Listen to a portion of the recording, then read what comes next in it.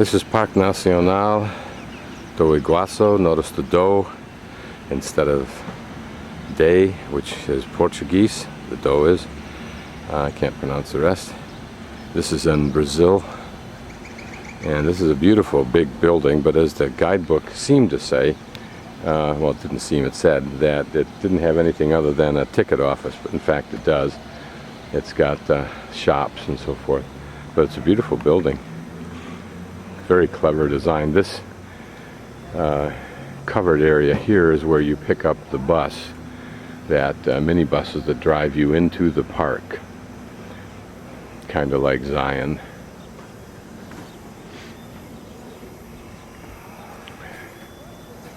And apparently the park is also synonymously known as Parque das Aves, Bird Park.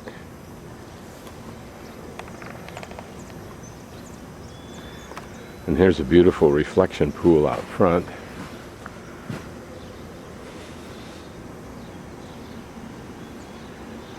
With 3 flag poles without flags on them. A few minutes after my comment, the flags start to rise. Apparently the park opens up at 8 o'clock and it's a little bit after, or 9 o'clock and it's a little bit after 7. 7 o'clock in Argentina time, but apparently there's a time shift here of an hour.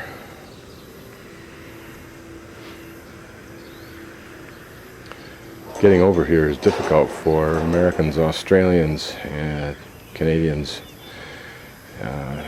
New Zealanders, and Brits, because they require a visa for those countries, and they charge varying amounts. Of course, the United States citizen gets charged the most. The way to avoid that, which I was able to do by asking at the desk at the hostel, was to get hooked up with a taxi driver who apparently not only knows how to do it, but they're kind of given this subtle little immunity to bring people in and out without visas, although they fill out some kind of paperwork that includes my passport. Anyway, I'm successfully in the country, and presumably it's easier to get out than it is to get in, so I shouldn't have a problem going back. And the cost was $50 US, but the cost for the passport alone is considerably multiples of that. Please obey the non-smoking signs and stay seated during the program. We are now entering the area of observation. Trilha das Cataratas e Espaço Naibi. Início das trilhas panorâmicas das cataratas. Extensão aproximada da trilha, 1.200 metros. Espaço Porto Canoas. No final do passeio. Here we're now looking at the Argentine side of the falls. And you may notice over there, I'll focus in a little tighter, the tower that I showed yesterday when I was walking around over there. And the falls is to our left. That orientates you.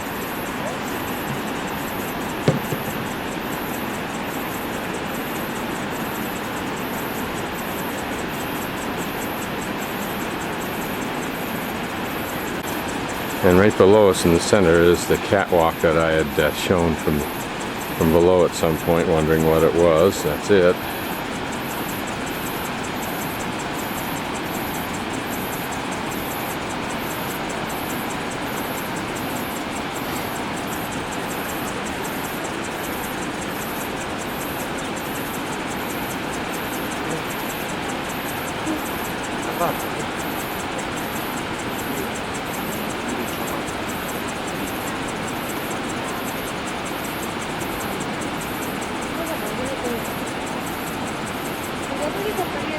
For those of you who don't speak Portuguese, I'll translate. This is the Trail of the Cataracts, or Cataracts Trail. It's that fall straight ahead that I got up very close to on the catwalk that you may be able to see in this video. And then right below is where we picked up the boat for the trip underneath the falls.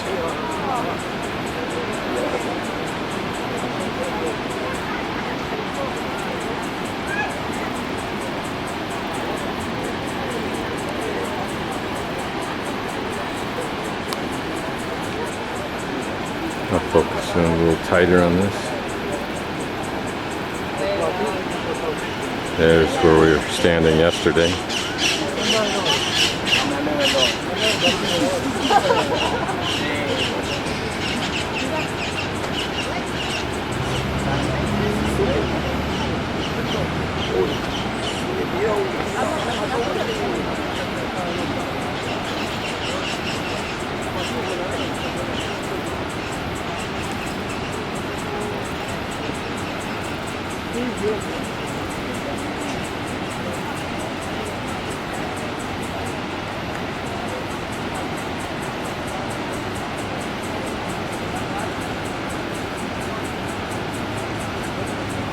And for those who like to stay in the park in Argentina, you can fly in, take a cab directly to the Sheraton, which is that, and then leave.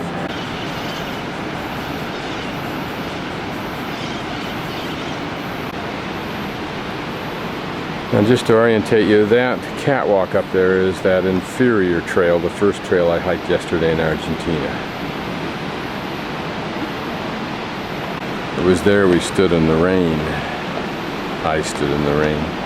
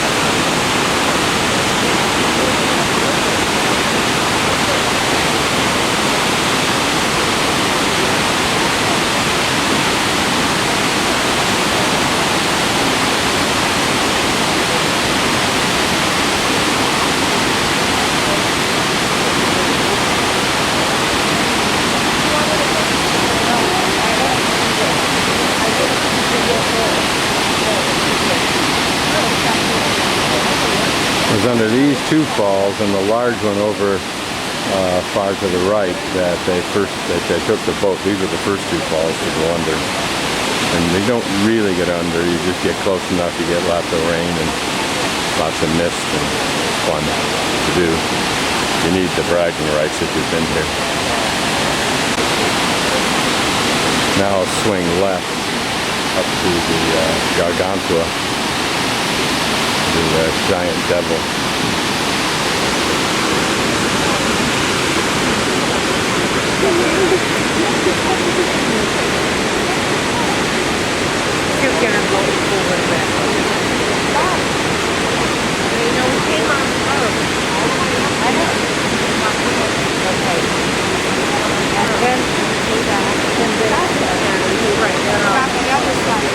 Almost looks like a man-made spillway.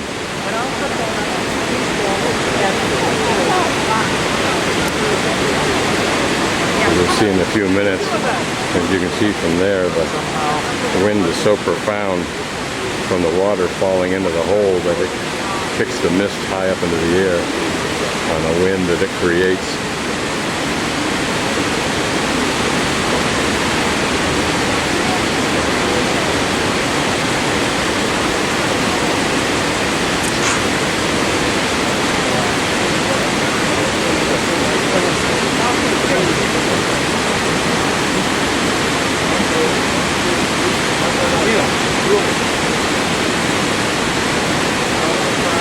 As with yesterday, the views are so spectacular, you're compelled to stop every few hundred feet and video it again.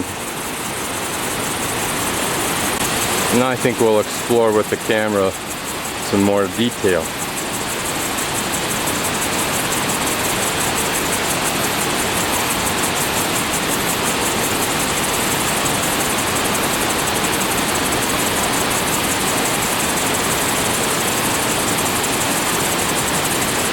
How unique it would be to spend an evening camped on that little rock plateau, which of course is not allowed now.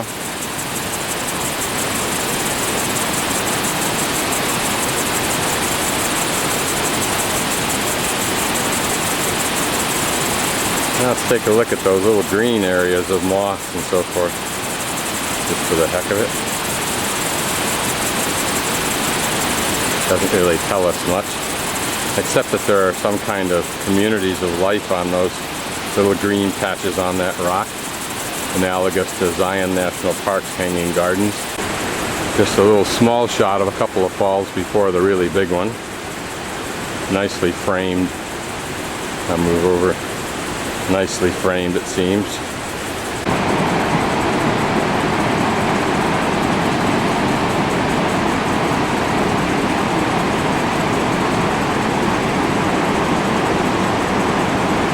And I think those birds are the condors.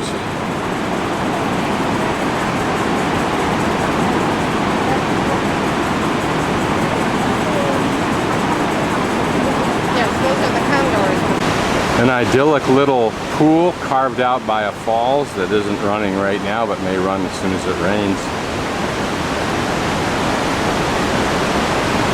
How cool is that?